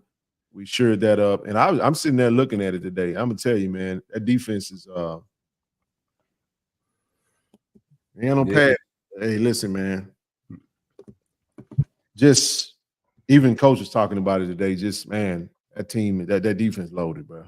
And I mean, like, it's the energy. Oh my goodness, the amount of energy that they play with, and the D. Oh man, I got to see it. I want to see days of it, and then I'll give my assessment. But I'm just telling y'all, this was a great pickup because this was the one thing that we did need. We needed another veteran cornerback because this is the replacement of Jalen. Hey, Zoe, that defense is gonna need to be loaded, man. We got to go against the top quarterbacks in the SWAC. In HBCU, far as they said Mr. Crawley down and I'm gonna tell you like Mr. Crawley down in Grambling. They say Mr. Body Oven. No, I'm gonna tell you just like the wonderful Dr. Sack just told you, best quarterbacks at practice. It's Coley Morgan, Frenchione. Hey, I gotta say this. TD. I'm gonna give you one.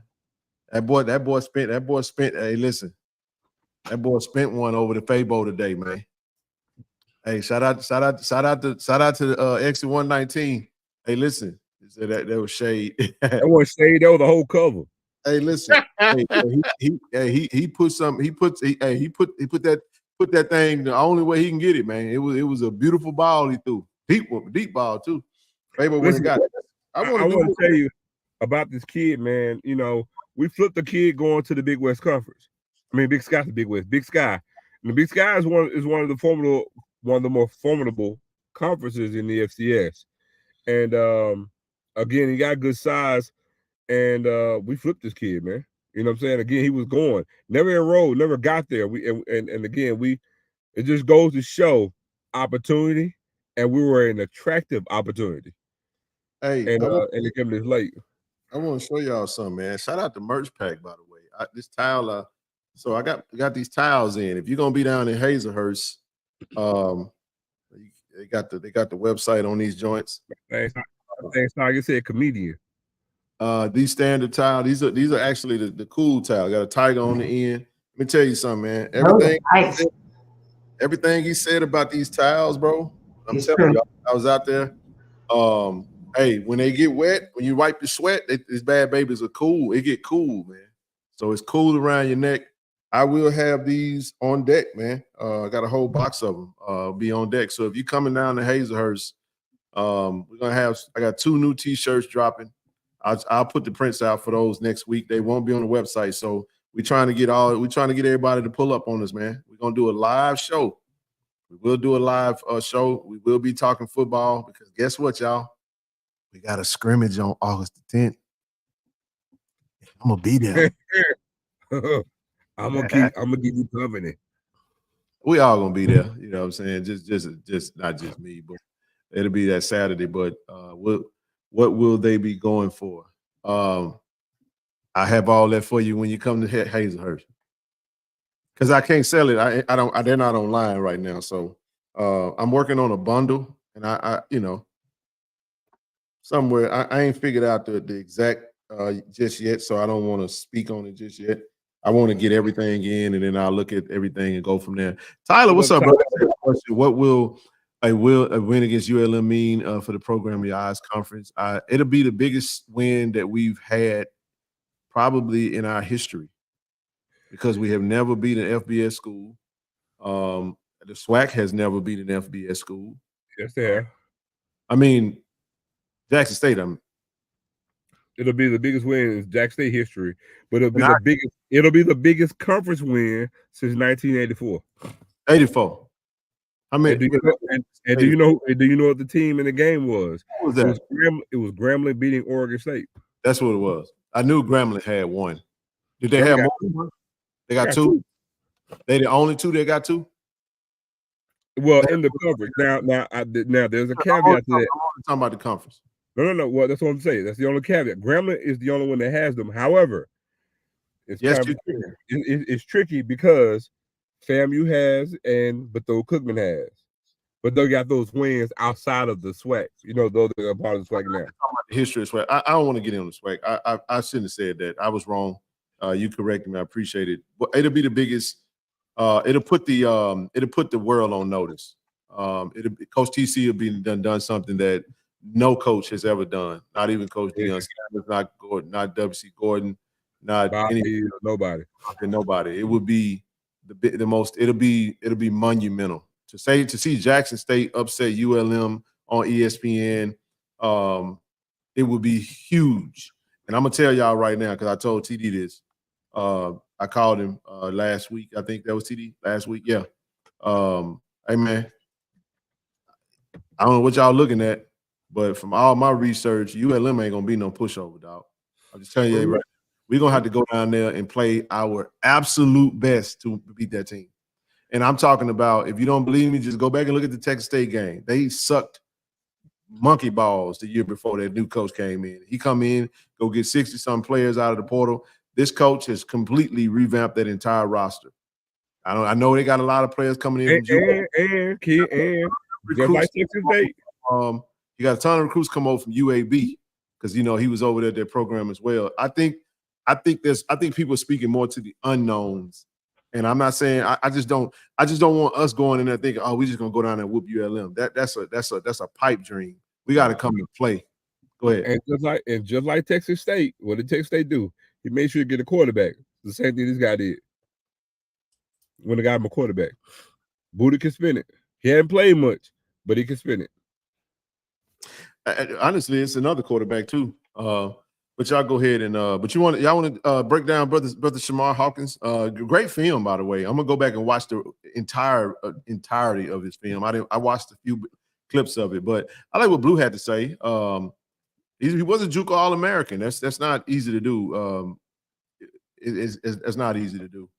46 tackles at a DB position is pretty high for the amount of games that he played. 2 sacks, 3.5 tackles for loss, 8 pass breakup. That's a baller right there. You add him with a Cam Smith from Eastern Michigan, with a Sayers Guthrie. BJ Washington got a pick today. You know what I'm saying? He back. Hey, look, he looking good, looking healthy.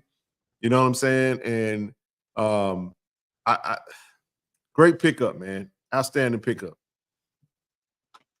Anybody got any thoughts on him? All right, let's keep it moving. Again, 35th Sports Hall of Fame banquet. Definitely plan on attending this event. Looking forward to this. It's going to be awesome. Got to ask the right questions though, for brother Kenny Bryant, and then we'll get that to you. Again, meet and greet with Jack State football players. We will have our ambassadors down there. This time we're gonna have 6. I know these 6 are going to be down there. We're looking to try to get some more players possibly. So if you looking to come get a signed schedule, take some photos, we got a raffle for 2 season tickets and a parking pass. Food's going to be served. We're going to have some sweets down there. We're going to do a live show. We're going to have merch. It's going to be on and popping, man. It's going to be dope. Y'all come on down and next Saturday. That's a week from a little bit of a week and a half, and looking forward to seeing you guys down there. This is another thing, man. Coming up, we're 24 days away. 24 days away. We got Committed, the experience. Listen, Coach T.C. Taylor is going to be the host. I'm saying it again. Coach T.C. Taylor and the coaching staff is going to be hosting this event. It's a big time party, man. This is the pre-season kickoff party, man. So hopefully you guys pull up, man. Get your damn tickets, man. Go to committedtheexperience.eventbrite.com, man. Grab your tickets. Let's go ahead and I want to see y'all in the place, man. We're gonna be in there. We're gonna be clean in that thing, man. Grown and sexy style. TD gonna have me that thing with that fedora on. I'm so mad. I had the best outfit ever. My girlfriend is getting married on that day, and I'm the maid of honor at her wedding. I was like, I'm missing some weddings this year too. Just Oh my God. I was like, she was like, I got my wedding day. I was like, what day is it? I was like, what? I was just, yeah. we got a wedding the week before that. Shout out to Coach, man. No. Coach getting married, man. I got to get over to the ATL, man, for Coach wedding. So I was ready. So I was coming to be a situation. Yo, you on mute. Guess what? And Coach just made that deadline. I mean, just made that deadline because when weddings go out with the white. Once it's past Labor Day, weddings in white, they don't go. Hey, my nephew got a wedding on the same day as Gremlin. I told him I'll send you a gift. Oh my God. Man, look at this. Hey, when did Coach wedding? Oh, let me tell you. What you think I'm joking? No, we know you're serious. I'm dead serious. I'm not gonna be there.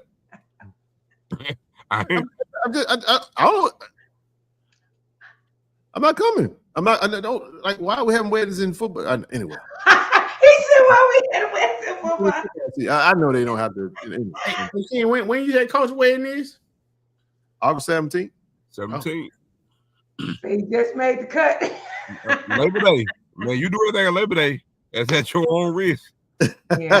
I'm gonna have to call you offline. I got a question for you. I got to go. I got 8 notes to take. I miss y'all, but y'all done tickle me. But I got to figure out in January that event. We got we'll talk offline because I'm looking at these dates and my feelings is hurt even for homecoming. I'll be in North Carolina, I believe, at a mandatory meeting. So we'll figure it out. But y'all say a prayer for me. I really do need it. And I can't wait to see y'all again, TD, Zoe, and King. Love you, sis. Good to see Love you. y'all too. All right. Bye. Tomorrow. Okay. All right. Hey, listen, don't forget, you guys, Bethune-Cookman go on sale on the same day as they go on sale Monday. Okay. On Monday. Single game tickets go on sale on Monday, and the Bethune-Cookman games go on sale. Their stadium holds how many seats, though? 10,000 seats. It's their homecoming. They playing Jackson State. If you're going to Daytona, call them. Get your tickets. Because it's going to be a sellout.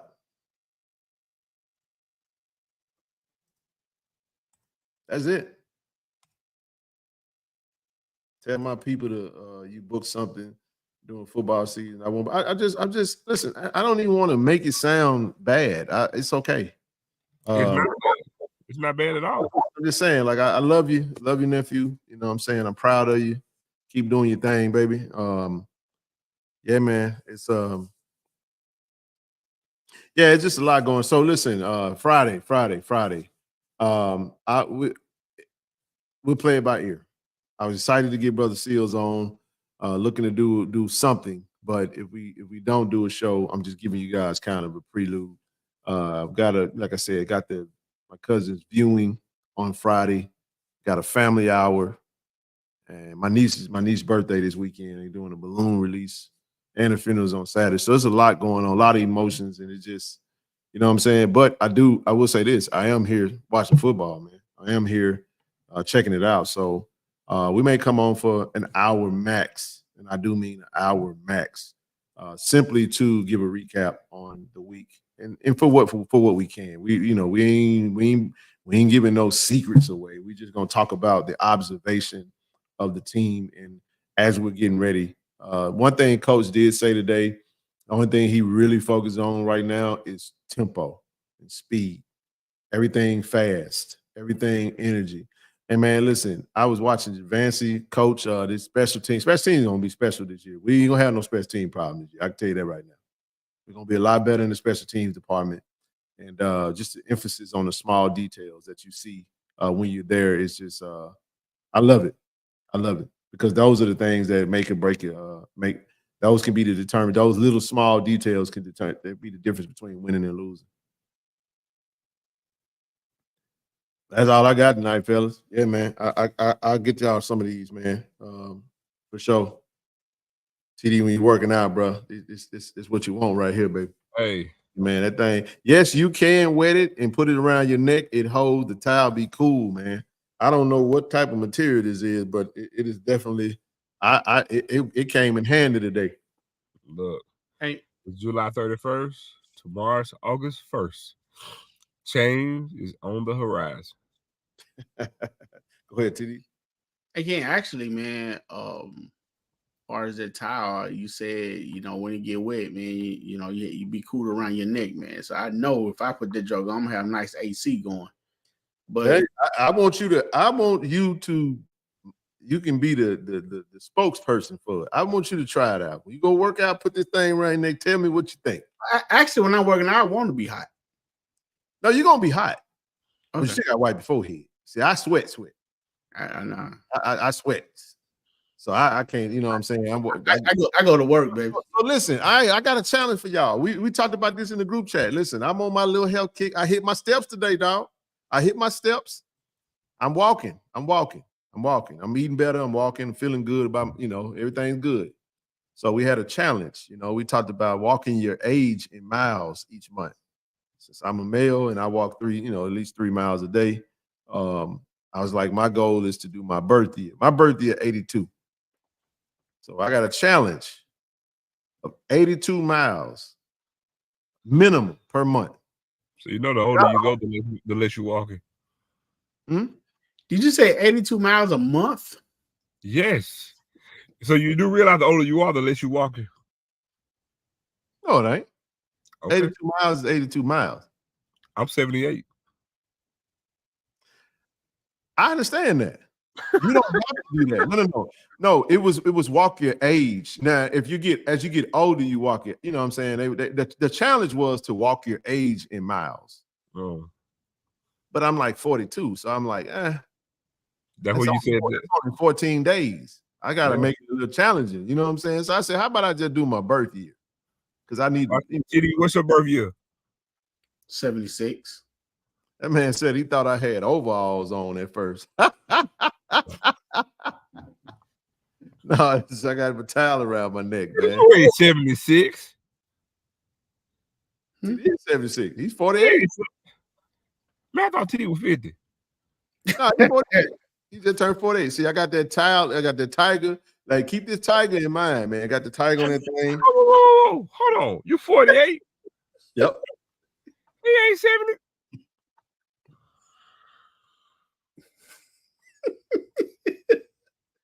Hey, man. I'm done, man.